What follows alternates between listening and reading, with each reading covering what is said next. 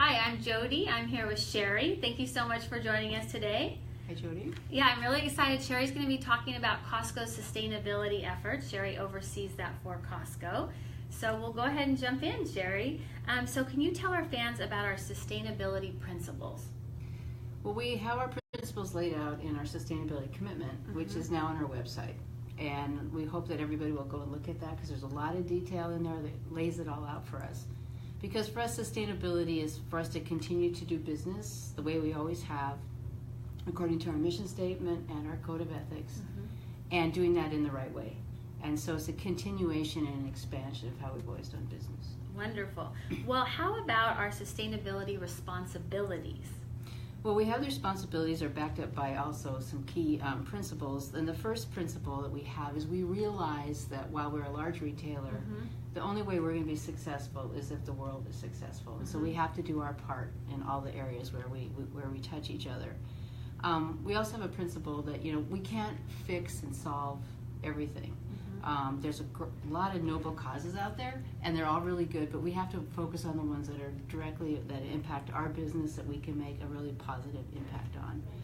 And our third one is that we don't know everything, right? We're learning as we go, and it's a chance of constant improvement. So knowing that that's where we start, we narrowed it down to 4 basic principles. And those principles, down to 4 basic responsibilities, being that we want to continue, to support and take care of our employees, support the communities where our employees and members live and work, make sure that we continue to operate our businesses and the operations part in an energy efficient and safe manner that's also environmentally responsible, and finally strategically source our merchandise in a sustainable manner. So we want to we focus on those 4 areas, and that's our core of how we do our business.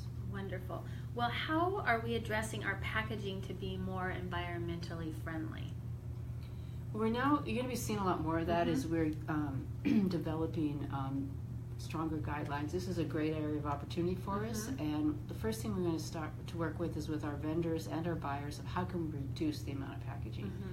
And then once we've got a reduction in packaging, but we still need to protect the product, then what kind of packaging will we use? And is it recyclable? Can we substitute more environmentally friendly types of the packaging? And then education on how can we reuse it and or use it for a new purpose, so that it has a system, not just one thing that you take and throw away, but hopefully something that could be more environmentally friendly in that way. So construction design, so what operations in construction design have made a difference in our footprint at Costco? All of our buildings are designed and constructed according to international standards, one being the LEED equivalence standards. We also do a lot of energy management systems that help us reduce our energy. We have converted many of our buildings to LED lighting. All new construction is LED lighting. We have solar panels on over 100 of our locations so far. We've got, like I said, energy management systems. We have water systems that we work on for the water use as well. And we're continually doing new environmental updates on our equipment to make sure they run operationally really efficient. And when they are efficient, they save energy. Wonderful. Yeah, I'm always so proud to be a Costco employee because I hear all the different great things that we're doing in sustainability. Next question, I know we get this question a lot from our Facebook fans, is what are we doing with the leftover food that we have? This is a great thing we've started. We've always donated a lot of our food to food banks, but we've just now started a new program in the last year or so with Feeding America, where we now can donate perishable food as well. And when we do that, we're able to help feed a lot of hungry families. And this year alone, we fed over 12.5 million families in America. We're going to continue to expand that and hopefully move that into Canada as well this next year. If that food is not fit for human consumption, then we give it to animals, donate it to animals, zoos, things of that nature. And then some of the other food might be turned into organic waste, and it can be then recycled into mulch or fertilizer that we then can eventually sell back to our members, so we have a complete closed loop of that. We also, in some locations in the Northeast, all of that food is also included with all of our other waste, and it turns into energy that powers the energy plants. So I mean, we really try to look, and it's now called waste management, and how can we use all of this food so that we feed people and use it for other things.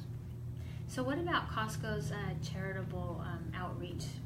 Talk a little bit about that. Well, we have a commitment that we will spend 1% of our pre-tax profits to charitable contributions.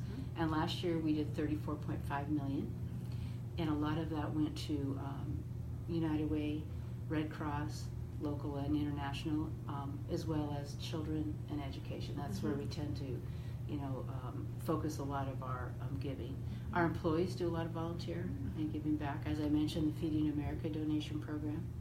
We also, when our members return some of our product that's not food, we have a partnership with World Vision, and we're able to then donate those programs back, those hard goods like shoes and bedding and bicycles, and they go all around the world to support people in that regard as well. That's so wonderful to hear. That makes me so excited. Okay, so can you tell us about how we source our goods to be respectful to the environment, people, and also animals? Well, all of our products are subject to a vendor agreement or supplier agreement that requires everyone to be in compliant with our code of conduct, which takes care of people, and it's the human rights side of the business. We also have a robust animal welfare program that really helps with how the farmers or others take care of animals, and we take that very seriously. We also, with our Kirkland Signature products, are really starting to trace the item, like where does it come from, taking it all the way back to source. And we've got quite a few good examples about that on the website. If you go to the Kirkland Signature page, there's stories, there's videos of coffee and fish and honey and cocoa and cashews, and there's just quite a few stories that are really great stories. But I can also kind of talk like a little bit more detail on the cashew and cocoa in the West Africa. Right.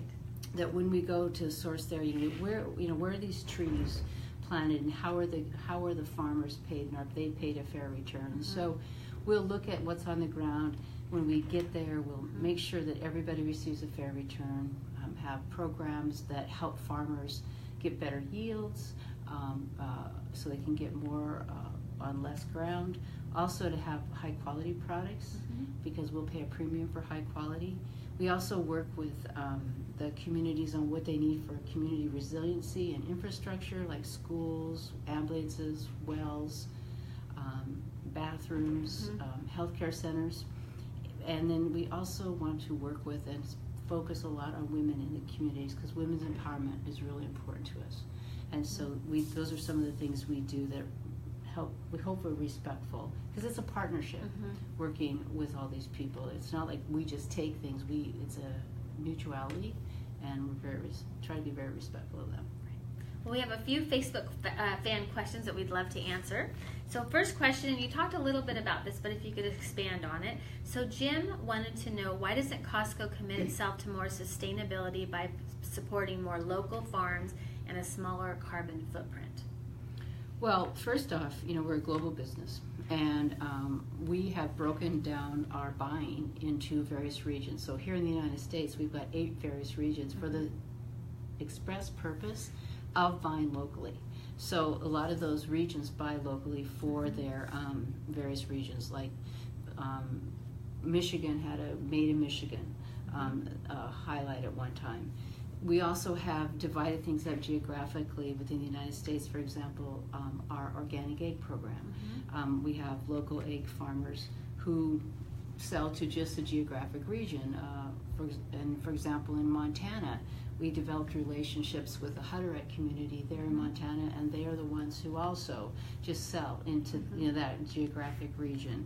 When it comes to produce, I actually read Jim's full question. He was curious about these watermelons, and he was wondering about why we do it out of season. But our number one goal is to give all of our members access to healthy food all year long. And so if they aren't in season at certain places, then we may look at other places. But I don't think watermelons are always available all year long. And in the United States, we had 25 states that we like for source that. So our goal is to source local. We spend a lot of time on transportation to keep it as close to the source as possible. And we really have a huge emphasis on U.S. agriculture, and that's the #1 country that we source from, followed then by Mexico and Canada. So it is a key component for us. So next question from Diana and Christy. They said there are so many items packed in plastic.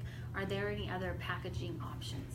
Yeah, we are really looking at the plastic packaging, like back to the reducing and substituting, and are there other things? And we're looking at a lot of ideas. There's, looking into compostable, but when we even look into plastic, one thing is that our plastic is all PET1, and so that's to be as much as possible to be fully recyclable, especially within our produce. A lot of that packaging of plastic is also from recycled water bottles that a lot of people don't know. So that's recycled plastic. And the reason we do that is it really helps with the shelf life for the member. It helps keep the product safe. So we're going to be looking at what are the ways to look at all of the aspects of it to deliver really high quality products, but in the least impact on a packaging aspect in the most environmentally way. And so you'll be hearing more about this, and we'll be wanting to share more information with our members as we learn more about this. As I said, this is an area of opportunity for us. Well, I so appreciate you talking with us and our Facebook fans about Costco's sustainability efforts. And I'm excited to share with you that on Costco.com, if you're interested in learning more about it, we have that now. There's a whole entire page on that. And so basically to get to that, you can just put sustainability in the search bar on the Costco homepage, or you can go to the bottom of the page on the left and there's a sustainability and you just click right on there. Right. And then to make it very easy for all our Facebook fans, right after the live's finished, we're going to be having a post that will have a link directly to that page. Great. Yeah, so thank you again. Thank you for asking. Yeah, I really value being a Costco employee, like I said, and the wonderful things that we're doing with sustainability. So we're going to be live on next Wednesday, July 31st. We're going to be with Mary, and she's going to be at the Fife Business Center. And we're going to be showing you the difference between the Business Center and the warehouse. So I'm really excited to be there, and I think that will be really fun for our Facebook fans to learn more about our Business Center. Okay, so thanks. Thank you. Bye.